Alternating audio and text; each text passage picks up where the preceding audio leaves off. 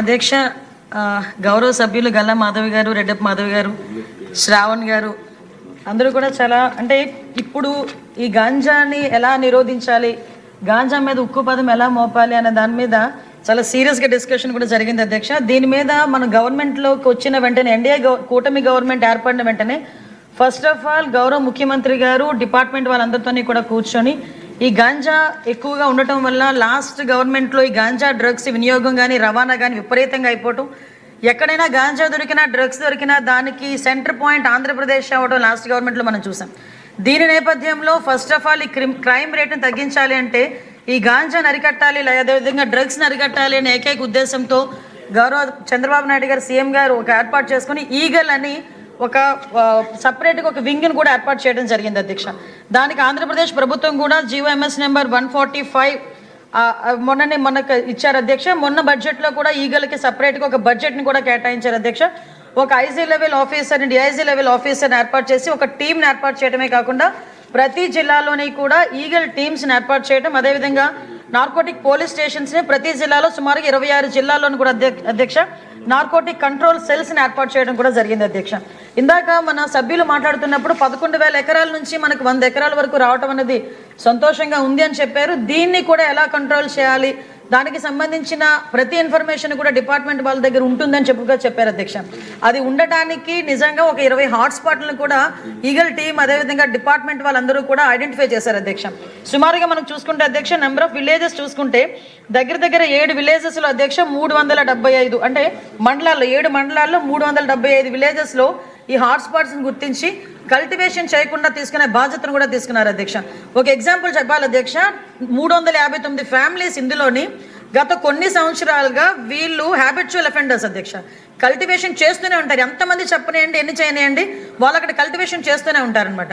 మన గవర్నమెంట్ వచ్చిన తర్వాత 359 ఫ్యామిలీస్ని కూడా ఐడెంటిఫై చేసి వాళ్ళకి ఆల్టర్నేట్ క్రాప్స్ ఇచ్చి ఈ సంవత్సరం ఒక ప్లాంట్ కూడా వేసుకునే పరిస్థితి లేకుండా వాళ్ళని మోటివేట్ చేసుకుని వాళ్ళు మన కంట్రోల్లో పెట్టుకునే పరిస్థితి వచ్చింది అధ్యక్ష. దీనికి చెప్పేది ఏంటంటే ఏ రకంగా తగ్గించారు 11,000 ఎకరాల నుంచి 100 ఎకరాల వరకు అని చెప్పడానికి ఇది ఒక ఎగ్జాంపుల్గా చెప్తున్నాం అధ్యక్ష. సుమారుగా ఈ గంజాయి సాగు చేసిన తర్వాత ట్రాన్స్పోర్టేషన్ కూడా చూసుకుంటే అధ్యక్ష మనకి మిగతా రాష్ట్రాల నుంచి ఈ మధ్య కాలంలో మనం గాంజా పట్టుకున్నాం అధ్యక్ష. దగ్గర 40,088 కిలోల గంజాయిని మనం పట్టుకున్నాం అధ్యక్ష. 564 వాహనాలను జప్తు చేయడం జరిగింది అధ్యక్ష. అంటే సుమారుగా మనం చూసుకుంటే అధ్యక్ష మన దగ్గర కల్టివేషన్ కన్నా ఈ చుట్టుపక్కల రాష్ట్రాల నుంచి మన దగ్గరకు వచ్చే ట్రాన్స్పోర్టేషన్ చాలా ఎక్కువగా ఉంది అధ్యక్ష. దీని నేపథ్యంలో ఇమీడియట్గా హోంశాఖ అదేవిధంగా ఈగల్ టీం వాళ్ళు కలిపి ఒక ఇంటర్ స్టేట్ కోఆర్డినేషన్ మీటింగ్ కూడా ఏర్పాటు చేసుకోవడానికి అదేవిధంగా ఒక సెల్ను కూడా ఏర్పాటు చేసుకోవడానికి కూడా నిర్ణయించుకున్నాం అధ్యక్ష. దాని మీద ఆల్రెడీ స్టేట్ లెవెల్ కమిటీ కూడా ఒకటి ఫామ్ అయింది అధ్యక్ష. సిఎస్ గారి ఆధ్వర్యంలో ఒక స్టేట్ లెవెల్ కమిటీ అదేవిధంగా మనకి డిస్ట్రిక్ట్ లెవెల్ కమిటీస్ కూడా ఇందులో ఉన్నాయి అధ్యక్ష. డిస్ట్రిక్ట్ మెజిస్ట్రేట్ మనకి ఆధ్వర్యంలో మన ఎస్పీ గారు చైర్మన్గా ఉండి ఒక కమిటీ కూడా ఏర్పాటు చేసుకోవడం జరిగింది అధ్యక్ష. అంటే ఇవే కాకుండా అధ్యక్ష సుమారుగా ఇప్పుడు ఇందాక మన రెడ్డప్ప మాధవి గారు అదేవిధంగా మన గల్లా మాధవి గారు చెప్పినప్పుడు ఏదైతే స్కూల్స్లోని ఎక్కువగా ఈ గాంజాయి అన్నది వినియోగం ఎక్కువగా అయింది, ఈ గాంజా కూడా విపరీతంగా మార్పు చెందింది అధ్యక్ష. గాంజాలో కూడా డ్రై గాంజా అని లిక్విడ్ గాంజా అని వీళ్ళు కొంత గాంజా పర్సెంటేజ్ ఇప్పుడు ఏదైతే నాకు మొన్న ఒక టీచర్ కూడా ఒక గ్లూకి సంబంధించిన ఒక ఫోటో పెట్టారు అధ్యక్ష. ఆ గ్లూకి సంబంధించింది ఎక్కువ పిల్లలు వాడుతున్నారు, అదేంటో ఒకసారి చెక్ చేయించండి అని కూడా నాకు కూడా పంపించడం జరిగింది అధ్యక్ష. ఈ గ్లూస్ కానీ పెయిన్ కిల్లర్స్ అంటే రూపం మార్చుకొని గాంజాయికి ప్రత్యామ్నాయంగా గాంజాయితో కలిసినవి ఇవన్నీ కూడా తీసుకురావడం జరిగింది అధ్యక్ష. దీనిని ఎట్టి పరిస్థితుల్లోని గ్రౌండ్ లెవెల్ నుంచి కూడా మనం క్లియర్ చేయాలి అని ఒకే ఒక ఉద్దేశంతో ఎస్పెషల్లీ గౌరవ విద్యాశాఖ మంత్రి నారా లోకేష్ గారి ఆధ్వర్యంలో ఈరోజు స్కూల్స్లో కూడా ఈగల్ టీమ్స్ని ఏర్పాటు చేసుకోవడం జరిగింది అధ్యక్ష. దానికి సపరేట్గా ఒక జీవో కూడా ఇవ్వడం జరిగింది అధ్యక్ష. మెమో నెంబర్ 271473/MS/2025 మొన్న 10th ఫిబ్రవరిన ఇది సర్క్యులర్ కూడా జారీ చేయడం జరిగింది అధ్యక్ష. దీన్ని బట్టి స్కూల్స్లోని కూడా ఈగల్ టీంని ఏర్పాటు చేయడం, ఈగల్ టీం ద్వారా చిన్నపిల్లలకి కూడా అవేర్నెస్ క్రియేట్ చేయడం, ఎవరైనా ఇటువంటి బారిన పడి వాళ్ళు ఇబ్బంది పడే పరిస్థితులు కానీ అవతల వాళ్ళు ఇబ్బందులు పెట్టే పరిస్థితి కానీ వస్తే ఆ ఇన్ఫర్మేషన్ కనీసం టీచర్స్కి ఇవ్వడం, హెచ్ఎంకి ఇవ్వడం, వాళ్ళని డీఅడిక్షన్ సెంటర్లోకి కూడా వాళ్ళని పంపించి ఏర్పాటు చేయడం, ఇదంతా ఒక ప్రొసీజర్ ప్రకారం చేయడానికి ఈరోజు గవర్నమెంట్ కూడా సిద్ధపడింది అధ్యక్ష.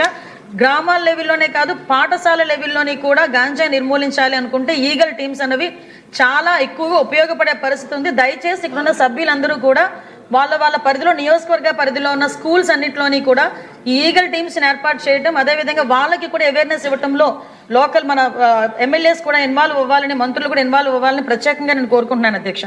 అదేవిధంగా అధ్యక్ష మనకి పర్టికులర్గా అధ్యక్ష ఈగల్ టీమ్స్తో పాటు ఒక వర్క్షాప్స్ ఏర్పాటు చేయడం అధ్యక్ష.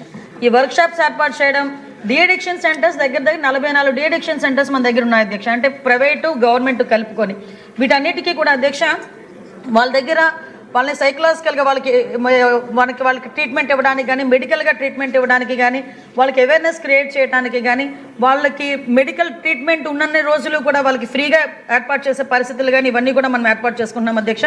ప్రత్యేకంగా జైల్స్లో కూడా డీఅడిక్షన్ సెంటర్స్ పెట్టడానికి కేంద్ర మంత్రిత్వ శాఖ కూడా ఆదేశాలు కూడా ఇవ్వడం జరిగింది. ఎక్కడైతే జైల్స్ ఉన్నాయో జైల్స్ లోపలే, అంటే మళ్ళీ వీళ్ళని బయటకు తీసుకొచ్చి డీఅడిక్షన్ సెంటర్లో జాయిన్ చేసి వాళ్ళకి సపరేట్గా వాళ్ళకి ప్రొటెక్షన్ ఇచ్చి ఇవన్నీ కాకుండా జైల్స్లోనే ఏర్పాటు చేసే విధంగా కూడా మనం ఏర్పాటు చేసుకోవడం జరిగింది అధ్యక్ష. ప్రత్యేకంగా ఈగల్ టీమ్ ప్రత్యేకంగా ఒక టోల్ ఫ్రీ నెంబర్ కూడా ఏర్పాటు చేయడం జరిగింది అధ్యక్ష.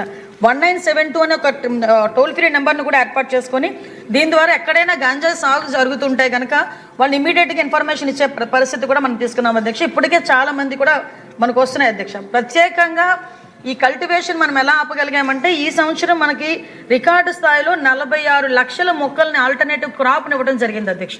ఈ 8 months 9 monthsలోనే అంటే దగ్గర 21 సంబంధించిన 21 ఆల్టర్నేటివ్ క్రాప్స్ను కూడా మనకి ఇవ్వడం జరిగింది అధ్యక్ష.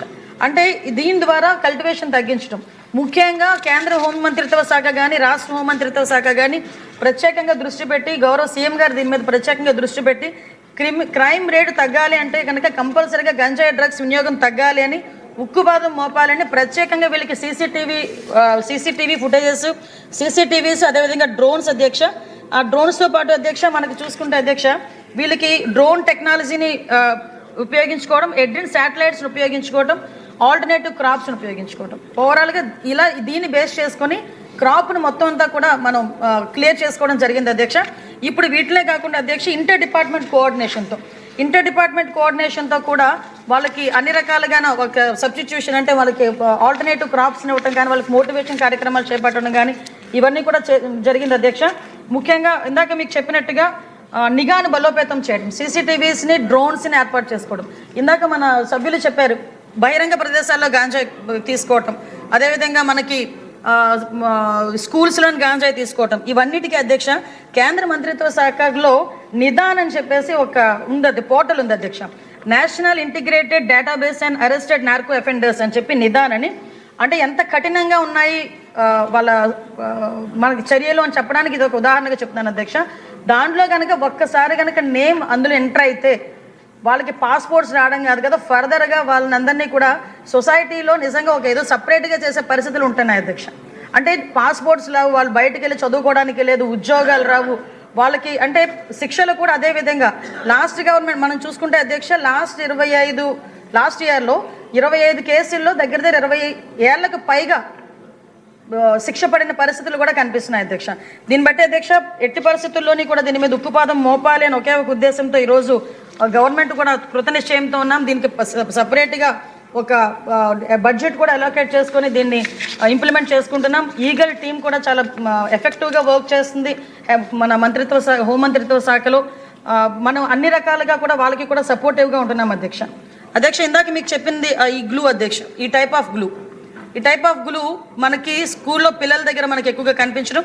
ముఖ్యంగా మనం ఇక్కడ చూసుకుంటే అధ్యక్ష 1972 కాల్ సెంటర్కి కనుక ఇలాంటివి ఎక్కడైనా పిల్లలు దొరికినా లేకపోతే పిల్లలు యూజ్ చేసినట్టుగా కనిపించినా కంపల్సరీగా టోల్ ఫ్రీ నెంబర్కి 1972కి ఏర్పాటు చేసినా కూడా అధ్యక్ష ఇమీడియట్గా వాళ్ళ మీద సర్వేలెన్సెస్ ఏర్పాటు చేసుకుని ఒక గైడ్లైన్స్ కూడా ఇస్తాం అధ్యక్ష. ఇంకా ఎక్కడైనా ఈ మెడికల్ షాప్స్ గురించి అన్నారు, డెఫినెట్గా మేము ఒకసారి డిస్కస్ చేసుకొని దాని మీద ఎలాంటి చర్యలు తీసుకోవాలనే దాని మీద కూడా ఒకసారి డిస్కస్ చేసుకొని దాని మీద కూడా చర్యలు తీసుకుంటాం అధ్యక్ష.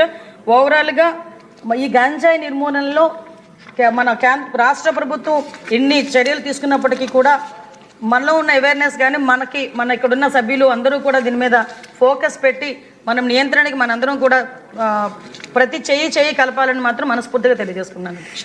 ధన్యవాదాలు అధ్యక్ష.